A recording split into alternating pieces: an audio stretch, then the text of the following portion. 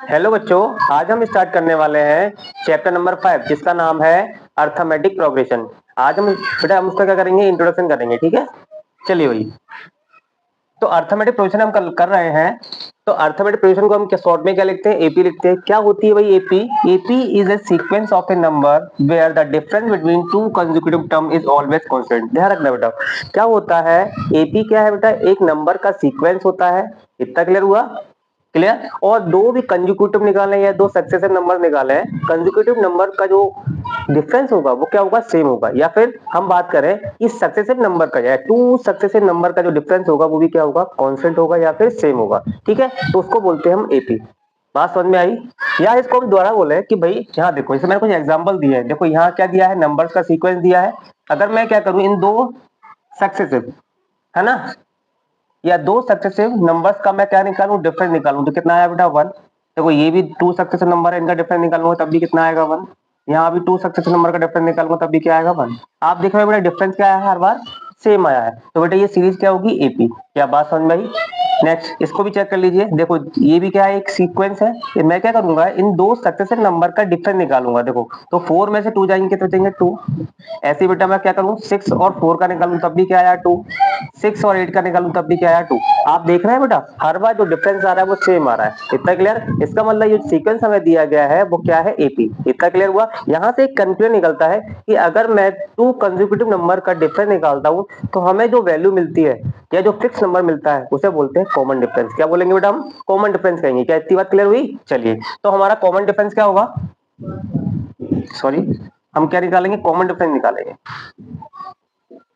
Common difference, तो common difference को indicate करते हैं हम डी से। क्या इतनी बात क्लियर हुई? हम वहां क्या करते हैं, जैसे आपको पता है कि सबसे पहले आपको पता है ये क्या होती है हमारी फर्स्ट टर्म, ये सेकंड टर्म, ये थर्ड टर्म और ये होती है हमारी फोर्थ टर्म। इतना क्लियर हुआ? और ये कहां तक जाती है बेटा, nth टर्म तक जाती है। इतना क्लियर हुआ?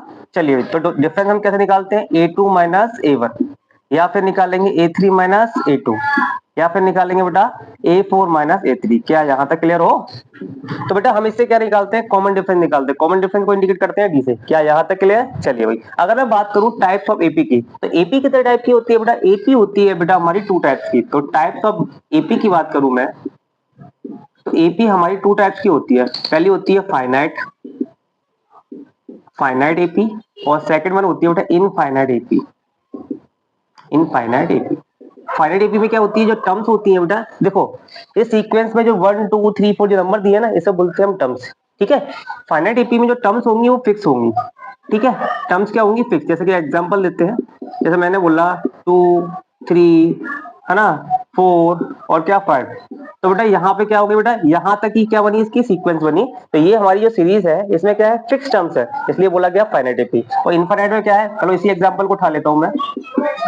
2 3 4 5 और ये चलती जा रही है, इसकी कोई भी लास्ट टर्म नहीं है। जिसकी लास्ट टर्म नहीं होती उसको बोलते हैं इनफाइनाइट एपी। क्या बात समझ में आ गई? ठीक है, अब बेटा अब बात करते हैं हम किसकी, इसके अंदर एक जनरल फॉर्म होता है, जनरल फॉर्म ऑफ एपी। कई बार एग्जाम में पूछा गया है, जनरल फॉर्म ऑफ एपी। क्या होती है जनरल फॉर्म ऑफ एपी? जैसे मैंने आपको बताया था भाई, अभी आपको बताया था टर्म्स क्या होती है, A1 A2 A3, ये चलता जाता है, कहां तक जाता है बेटा, AN तक। इतना क्लियर हुआ? तो हम A1 को क्या लिखते हैं बेटा, A। ठीक है, और A2 क्या होता है बेटा, जो प्रीसीडिंग टर्म होती है उसमें हम क्या ऐड करते हैं, डी। कॉमन डिफरेंस ऐड कर देते हैं तो क्या निकल के आती है, सेकंड टर्म।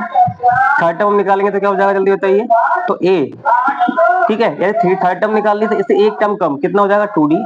ऐसे हम कोई भी टर्म निकाल सकते हैं। जैसे एन टर्म की बात करें तो एन टर्म क्या होगी बेटा, A प्लस जो टर्म एन टर्म निकालनी ना, इसमें से एक माइनस कर दो, कितना हो जाएगा, n-1, और साथ में क्या आएगा, डी। तो बेटा ये क्या होती है, हमारी जनरल फॉर्म होती है एपी की। क्या इतनी बात क्लियर हुई?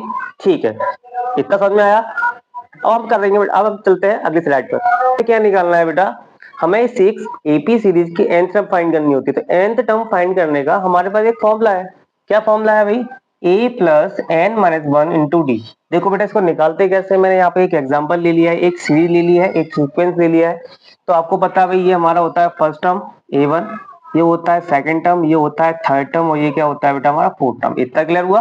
ठीक है, तो फर्स्ट टर्म क्या होता है, a1 इक्वल टू क्या होगा, a, वो कितना दिया हुआ है बेटा हमारे 1। ठीक है, और हम डी निकालते हैं, कैसे निकालते हैं, a2 माइनस a1 करके। a2 कितना है बेटा आपका पास 3, a1 कितना है 1, तो कितना है बेटा आपके पास 2। तो डी की जो वैल्यू आई वो आई आपके पास 2। इतना क्लियर। हमें क्या निकालना है बेटा, इस सीरीज की एन टर्म निकालनी। तो ए एन इक्वल टू क्या हो जाएगा, जल्दी बताओ, A plus N minus one into D. ठीक है, ए की वैल्यू कितनी है बेटा 1 प्लस, है ना। यहाँ एक काम और कर लेते हैं, टर्म ले लेते हैं एन, है ना। तो इसमें कितनी टर्म्स है बेटा, 10 टर्म्स मान लेते हैं, 12 मान लेते हैं। कोई एन इक्वल टू कितना दिया हुआ है, 12 दिया हुआ है। इतना क्लियर। ठीक है, तो एन कितना है बेटा 12 माइनस वन, और डी की वैल्यू कितनी है 2। तो ये हो जाएगा हमारा 1 प्लस 12 में से 1 जाएगा, कितने बचेंगे 11, 11 2 जा 22। तो बेटा हमारी जो nth टर्म या लास्ट टर्म आई वो कितनी आई, 23 आई। क्या यहाँ तक क्लियर। यहाँ से हम नंबर ऑफ टर्म्स भी फाइंड कर सकते हैं, ए की वैल्यू भी फाइंड कर सकते हैं, डी की वैल्यू भी फाइंड कर सकते हैं इस फॉर्मूले की हेल्प से। तो ऐसे जो जो क्वेश्चन है वो हमारे कहाँ दिए गए हैं बेटा, आपके ये 5.2 में दिए गए है ना। इतना क्लियर। अब बेटा हमें क्या करना है, हमने एन टर्म का फॉर्मूला जान लिया। अब हमें करना है जो एन टर्म है उनका सम कितना होगा। मान लो हमारे पास क्या है, एक सीरीज में कितनी टर्म्स है बेटा, 10 टर्म्स है। इतना क्लियर हुआ। इन 10 टर्म्स का सम कितना होगा वो फाइंड करना है। तो बेटा हमारे पास एक फॉर्मूला और है, ये आपको सिर्फ इसमें दो ही फॉर्मूले पढ़ने हैं।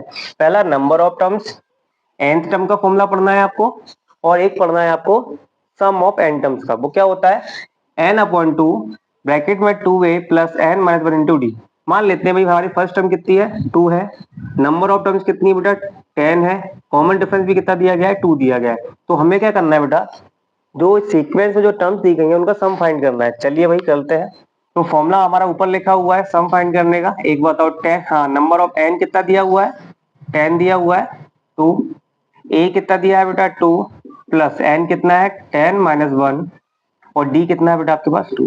इसको आप सॉल्व कर लीजिए, क्या निकल के आएगा, नंबर ऑफ टर्म्स निकल के आएंगे। देखो बेटा 2 से इसको कट कर दीजिए, कितना आएगा 2 5 जा 10, तो जो आ गया हमारा 5, 2 2 जा 4, प्लस देखो 10 में से 1 जाएगा, कितने बचेंगे 9, 9 2 जा 18।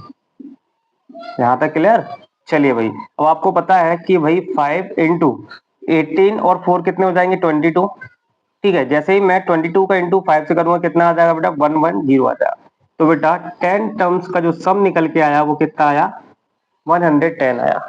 इतना क्लियर। तो बेटा हमें इस सीरीज के अंदर हमें क्या करना है, कोई भी सीक्वेंस दिया है उसको चेक करना है कि भाई वो एपी है या नहीं। दूसरा हमें क्या फाइंड करना है, या तो हमें नंबर ऑफ टर्म्स फाइंड करनी पड़ेंगी इस फॉर्मूले से, एन टर्म के फॉर्मूले से। इतना क्लियर हुआ। और तीसरा कि भाई थर्ड वन हमें क्या करना है कि भाई हमें एक सीक्वेंस में टर्म्स दी जाएंगी कि भाई इतनी टर्म्स का जो सम है वो फाइंड करिए। तो हम किसकी मदद से करेंगे बेटा, इस फॉर्मूले की मदद से करेंगे। इतना क्लियर हुआ। अब इसमें थोड़ा बहुत जो भी रह जाता है वो हम क्या करेंगे, एक्सरसाइज में इसको कंप्लीट कर लेंगे। इतना क्लियर हुआ। इसके साथ ही हमारा चैप्टर नंबर 5 का जो इंट्रोडक्शन है वो खत्म हो जाता है। अब चलते हैं अपन एक्सरसाइज की ओर।